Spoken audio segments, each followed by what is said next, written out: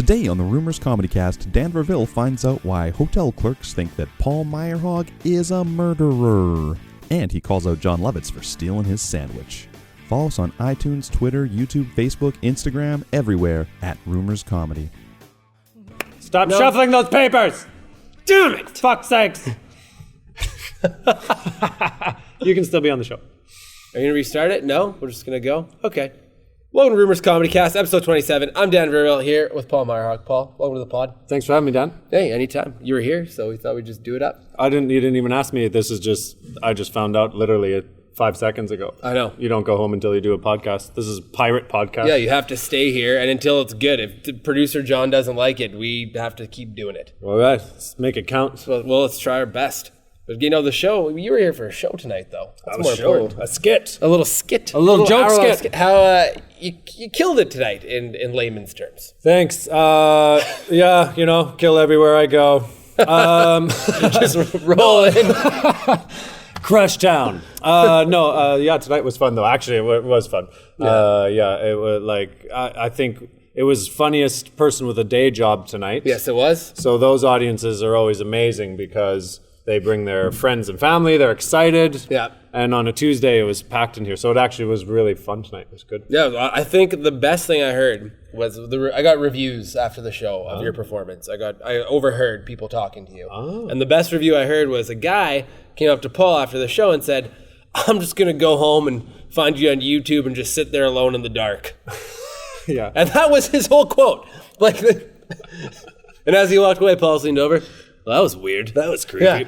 Yeah, that was the creep. Yeah, that was the best review, though. That was nice. I could literally have never had. Yeah, Why did he say in the dark? I don't know. I'm gonna go watch you on YouTube's already creepy enough, but in the dark is so weird. It was too much description. Yeah, it was too foreboding. He could have just said, "I'll watch you when I have time to catch some comedy," but no, it was in the dark. And I'm pretty sure he's watching you right now. Yeah, he's like rapey Robert Frost. I bet you he's gonna find this pod. He's gonna be like, why would they talk about me like that? I was just trying to be nice. Yeah, that guy was really, and he had a creepy vibe about him too. Yeah, it was very creepy. Sure, you need those kind of folks in the crowd though. Mainly creepy people enjoying your stuff. That's not bad. That's my fan. So when did you get back to Canada? Because for those of you who don't know, Paul's a world traveler. Ooh. Is that I like to say globetrotter. No, globetrotter. Sure, we'll go with that. Actually, this year I'm spending way more time at home. I've been in British Columbia in the shoe swaps for about a month. Because you're like an NHL player. You summer in BC. I summer at my cottage in the shoe swaps. And golf every day. Yeah, I don't tell anybody it's my dad's cottage. It's always a parent's cottage. Yeah. But no, we do have a family place there. So, this year, rather than the whole year overseas, I'm spending about 6 months in Canada and 6 months overseas. Mm-hmm. So, and I kind of want to continue that, the split in between the two. It's a good balance. I think so, yeah. So, and also been only taking a maximum of 5-week tours. So, I'll fly over there for 5 weeks and then fly home to spend some time and go back and forth. It's the first year I'm doing it and giving that system a try. So when you're over there for 5 weeks, when we say overseas, we're talking like... Yeah, it depends. Whatever. Hawaii? Yeah, Hawaii. Yeah, absolutely. Is that overseas? Oh, huge comedy community. The Polynesian sensation. They're hilarious. It depends. This last time I was over was a little bit more. There's some surfing gigs in Portugal. So I did the surfing gigs. So you do comedy at a surf village, which is pretty. In Faro. So that was part of it. Is that a horse, Faro? The famous. Faro? What is Faro? Faro's an island, and it's a surf mecca over there. So and they run. You go to the town. They have a show for expats there. So that was part of it. This last trip. There's gigs like that, and then when I go back over here right away, it's basically. This trip it's just UK. I don't think I land in London. I don't think I leave the UK for 5 weeks, but it could be Southeast Asia or a lot of work in in the Middle East and you don't hear many people in their career. I've been doing a lot of work in the Middle East lately. Yeah. Things are going pretty well out there. Yep, I'm huge in Saudi. That must just be weird for you though to be like, okay, you're in like a surf village, and then you come back and you're like, hey, I'm playing Prince Albert this week. Like, yeah, definitely. But I don't know. You get like.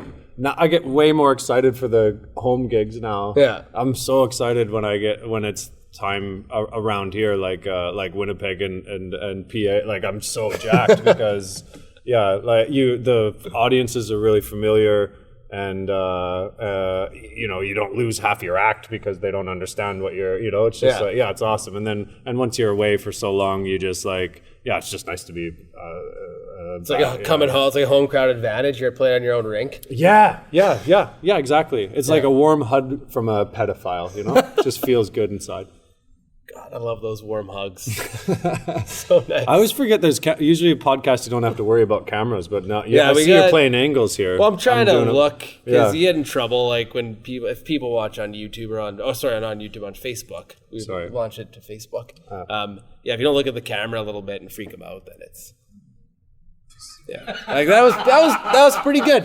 That was a pretty good freak out right there. Skip to the 6:30 mark and watch Paul make you crap your pants. You were actually doing that to a girl in the front row tonight. That was amazing. I was sniffing her hair. You did. I saw that, and you're patting her head. I'm patting her head. Yeah. She was hilarious. Yeah, she was. Yeah, she was a perfect. Yeah. I just that it's basically a. I pretend that she doesn't know that people do cocaine on top of toilet paper dispensers. I just pretend she doesn't know about that. But boy, I just started doing that joke maybe, I don't know how long, but it's been so much fun to just keep on coming back and creeping her out as much as possible has been awesome. Like literally smelling her head today. It was so fun. Smells phenomenal, probably. Yeah, good. I never get that close to the audience. I don't know. I feel like there's a barrier, but clearly you have no barriers. No, you just got to jump in there and smell. Just smell people's hair. It's lonely on the road. You got to smell a female's hair once in a while. You know what I mean? Unless my girlfriend's watching this, I didn't do any of that. I didn't smell that never even happened. No. It's totally OTR, off the record. I'm not even doing this podcast. I'm home at the hotel. I'm not drinking wine right now. Yeah, I'm calling her in. We're done. Yeah. So when you're overseas like that, like you must have had like some crazy like shows where like a lot of your material tonight, like some of it's about being over there and like you probably generate as much material when you're out there than you have. Like, I mean, it's yeah, for sure. And the fun thing is you can just tell the story basically just word for word of what actually happened. And it's it's so much fun. But it's fun because you go through your notebook, and like today I was, the thing about the Canadian scene is, and especially this comedy club, the time that you do is between 45 and 55 minutes, where overseas the max usually is 20. Oh, really? For headlining. So when you come home and you're like, oh my God, like can I talk for an hour? It's to get used to the time. So I was searching through, and it's funny, you look at your joke book and now you have like Estonia, you have a bunch of jokes for Estonia, a bunch of jokes for the Netherlands, a bunch of specific jokes for Shanghai, and then so you're looking through and you're like, the jokes would only work in those places, so you can't, so you end up having these weird stories for sure. You should just throw this out there, a Shanghai set here. Yeah, all Shanghai. Just all Shanghai. And just see how long you can do it for. People are like, what the fuck? Just one guy like, one Shanghai guy. The one, what do you call them? Shanghaians? Shanghai. I don't know. No. Shang Venetian? I don't know. What country is your favorite, like, that you've performed in? Because you said you have a list of, 30? 30. I'm up to 33 countries. Ireland is hands down my favorite. Oh, yeah. Because they're so good. I can see that. With the Canadians, we have this, kindred spirit because we're sort of, in some ways, or viewed as U.S.'s little brother, being beside them a little bit, a lot less population. Ireland definitely has the same vibe with the U.K. Yeah. So we have this this connection, and they really, that we love each other. Irish love Canadians, and so it's just, it's just the best shows consistently, unbelievable. Ireland for sure. I really like Scandinavia too, because my family's Norwegian. My last name is Myrehaug, which is very Scandinavian. So they give me, they sort of, I pronounce my last name wrong. It's actually Myrehaug. So, wow. So I say, hey, I'm Paul Myrehaug, and they laugh immediately, and they laugh sustainably for like a minute just because I'm saying my own name wrong. So we have this that's that kind of bond fun. right there. Yeah. And they're like, no, you're one of us. Yeah, like, I know. Do you have any soup? Yeah. I'm so cold. Yeah, any place to stay. I'd say those ones for sure. And, we were talking a little bit in the car about the Asia ones too. Yeah, the Asian ones. Which are they're interesting. Yeah, they're really interesting. I'm not so sure about the crowds over there. When the crowds that the locals come out, like Malaysia, they actually have Malaysians coming out, and it's amazing. Like it is amazing. They're selling out clubs on a Wednesday night because they're just so excited that stand-up's happening. They all but can they understand? Like, sorry to interrupt, but do they understand your like the stuff you're talking about, or are they like? Yeah, that's the thing, because the American media is so prevalent that they speak perfect English. They get every reference because they can get on Netflix and they can watch out. Goddamn internet. Yeah. It ruins everything. The world. The world's together now. They're amazing. Crazy. Yeah. So any local, when they come out, it's amazing. But then there also is an expat community, which can be a little bit difficult because they usually are really wealthy people that and maybe some comics would like that sort of vibe. It's tough for me because it just isn't it doesn't click with me. Some of the hardest shows of my life have been in those tours of Southeast Asia and Asia because you're playing. It's like doing a snooty corporate gig. Yeah, where you're like, hey, why am I here? Yeah. Like you guys saw my video. You knew this was gonna happen. Not have booked this. Yeah, for sure. Well, that brings us to an interesting part of the pod. We have a new segment. It's called The Worst. And we just want to hear. I've got a few ideas in my head and on my piece of paper, so we're not so scattery. But the worst. So like. A lot of people, like you could tell people, hey, I crushed a show, like tonight. It was awesome. But that's not fun, right? Like you want to hear. Yeah, those are the worst stories. Those are the worst stories. So like, you never tell hero stories in the green room. That's the worst. It's always the worst. So what has been like, what was one of your worst experiences overseas? You don't have to say where it was. Just like give us like a top line, like what. Like you don't have to relive the whole thing, but we'd really like if you did. Yeah, this is tough for me because I've never had a bad show. You know what? Just crush every time. Paul's correct. The worst show. I don't have to elaborate on it. I can't. I know. It's in Bahrain. Bahrain is sort of like. You know how, that Dubai would be Las Vegas. Yes. And then Bahrain is Reno. It's dirty, shitty Las Vegas. And it's where fundamental religious people come there, let their hair down a little bit. It is full of military, prostitutes, alcohol. It's this little hub it's a dirty Las Vegas. Yeah. Because you can't do that in Dubai, correct? Like you can. But there's certain like areas you have to go to, and definitely. But alcohol, and Dubai you can. There's 7 different emirates, so some of the emirates is more strict. Okay. But Dubai's all right.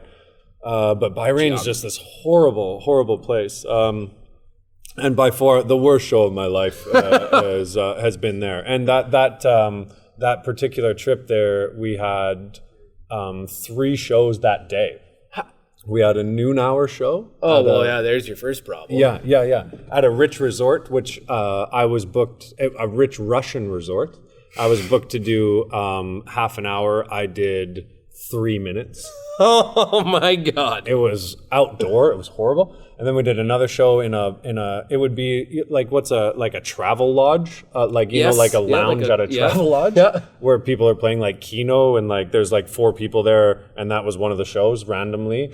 And then that was and then the late show was in this it was in a British pub. And you're like, this looks good. Here we go. Here we go. 1 for 3. But because the acts would the opener would get in a cab, go to the next show, then the middle would get in a cab, and the guys are in the cab on the way to the next show, and I'm on, and they're saying in the cab like, oh, Myrehaug, I wonder how the show's going. He's like, oh, he hasn't smoked a cigarette or drank in a little while. So we'll see. I wonder what it's like if he's on stage drinking a beer. I bet you it's not going too well. They walked into the bar, and I'm smoking a cigarette on stage and I'm chugging a pint of beer, like bang, bang, bang, slam, grabbed another one, bang, bang, bang, and trying to get it was like doing stand-up comedy at a like in the stock market floor. Like it was no one listened. No, not one. See, that's and you have to. You're contractually obligated to do it. Yeah. You might as well get hammered and smoke some darts. That's unbelievable, though. If you have that release on stage, it's great. You're just like, well, no one's clearly listening, so let's just pounce. Let's do it. Yeah, for sure. Yeah, and then that night. So we as comics do, if you have a bad experience, it's kind of like you've been to war together. Yeah. So we went out, had a great night. Yeah, and I had the hotel clerk convinced that had murdered a prostitute in my room. So that was a big joke. Because I was like watching this guys, and we went to the front desk, and I'm like, I need some garbage bags, some bleach, and a couple of brooms, and a travel golf bag. And they're like, why do you need these items? And I'm like, don't ask questions. And a saw. I need a saw and some bleach now. And the guy was, and that was the whole game. I had him on the hook. I had him going for it was fun. Anyway, did he give you the gear? No, absolutely. And that would be even scary. Yeah. And he was the night shift guy. So that was 4 a.m. And then and actually we had to fly we had to be in a cab at 7. And it was still him. And then, and when we walked down, he's like, is she still dead? It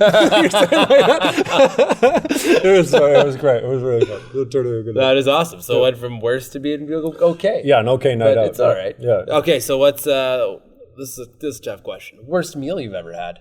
Worst meal?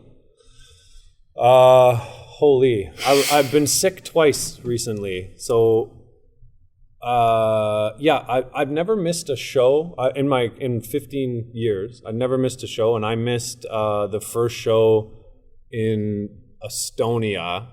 There's a tour of Estonia, which is brilliant. Lewis and Stuart, thanks for so much. You guys are brilliant. And Estonia and Finland and Latvia, and me and another Canadian comic, Glenn Wool, and Phil Nickel. Spent the off nights that week. We decided instead of going back to London, we'd meet in Amsterdam and just have a couple of. And we went out for seafood, and that was the worst. It was on Lightisblind, and it was the worst. I was Google Map that. We'll find it. And it was bad. I was sick. I was shaking in a hotel by myself in Amsterdam for 2 days. Glenn and Phil were really nice. They got me because they had to go do their own gigs. I think they were going to Scandinavia or something. They set me up with water, crackers, and just surrounded me with that stuff. And I just had to sit there by myself for about 48 hours. That's ridiculous. Sick by nowhere to go, How much pot did you smoke before you ate that meal? Quite a bit, We ate a lot of mussels that night. Absolutely, We thought they were mussels, but they weren't. That was for sure. I haven't been that sick in years, and I missed the first part of the show. But those guys, those Estonian bookers, rebooked my flight and paid me the same money for the tour that they would have anyway. They're just delightful guys. Fantastic. Delightful guys, yeah. So again, all right, okay. Worst party you've ever been to? Oh God. There's that rule. The comics, there's this road rule that I'm sure you know, that if you're done a road gig, you do not leave the venue and go to a house party. You just don't. That's the rule. Yeah, nothing good happens. Nothing good happens. Because if you're at the venue, you're the guy that was on stage and people accept you. But as soon as you leave that and you're just some asshole that's talking to a girl at some guy, it's horrific. I'd say the worst one. I woke up once. I broke the rule. I woke up once in a trailer by a train track in Cranbrook, British Columbia. a train track, and I woke up in the morning in a trailer, and I'm surrounded by people. I'm pretty sure they were smoking meth. I'm pretty sure. And then it's Cranbrook, so it's Cranbrook, probably. yeah. They're gonna say Estonia. And then I always remember they had this like piece of wood. It was for a cat to walk up the piece of wood and jump through a window. And that's their doggy door. Cat window. Yeah, and instead I was too afraid to go out the front door past the meth head, so I jumped out that window onto that thing. But slide? And I snapped it in half and fell. And then walked along the train tracks until I saw a glowing Denny's sign in the distance, and I knew that was near my hotel. So that's how I followed the light. I followed the North Star Denny's sign. That was the worst. Yeah, that's the worst party you've ever been to. That sounds terrible. That was bad. That was a bad idea. But those wake ups though, like I mean, those are some of the.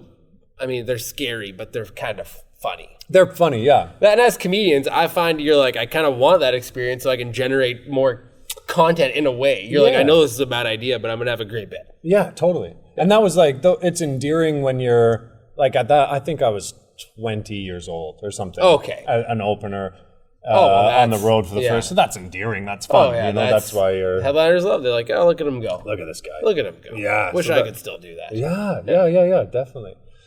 Instead of just being in the hotel texting your girlfriend, which I'm doing right now. Texting away. Just casual look over. Yeah, I was texting her. Worst podcast experience, not this one. No. Worst podcast experience. Oh man. Well, I didn't mean that for being an actual thing, but let's do it. Oh, okay. No, let's do it. I don't have to answer because I can't. Nothing came to my. No, because I mean it's such a new thing, right? It's only been around for like 10 years. Yeah. This is actually fresh. I've never been asked to do a cast pod. Oh well, frick, we'll have you on as a guest. Call in from wherever you are across the world. We'll charge it all to your phone. Perfect. That's perfect. And yeah, I could just call in, check in, and we could just talk about whatever you're doing. That sounds great. Do we have budget for that? Oh yeah. Yeah, we do. It's confirmed. It's great. Sure. Well, no, we've just got an accept and a no. So I don't know. But anyways, come down to Rumors Comedy Club. Check out Paul Myrehaug. He's going to be here this week. He's going to be opening for Mr. John Lovitz. I'm opening for John Lovitz. I'm super excited for. Yeah. I knew him as a kid. Well, I didn't know him, but I knew him as a child personally. Yeah. Johnny. But I'm super excited for that. I'm so excited for that. That's and then the week after is just me. Just no you. John Lovitz. No, headlining it away. Headlining it away, yeah. Lovitz swooped in and shanghaied my son of a... Yeah, we're going to have words about it too. Well, I hope you do. You should tell him, like, what are you doing? Yeah, mowing my lawn. Yeah. Go take one of his gigs. Yeah. He's got that rat race Heads up, John. movie money laying around. He's taking the fucking sandwich out of my mouth. Lovitz. Go take the sandwich out of his. Unbelievable. Anyways, John, can't wait to have you here at the club. It's going to be fantastic. Looking forward to it. Anyways, this is Paul Myrehaug. I'm Dan Verville. Thanks for watching Rumors Comedy Cast. See you next time. All right. It's great. Tight. Great app. All right. Does it take to be an angel? Where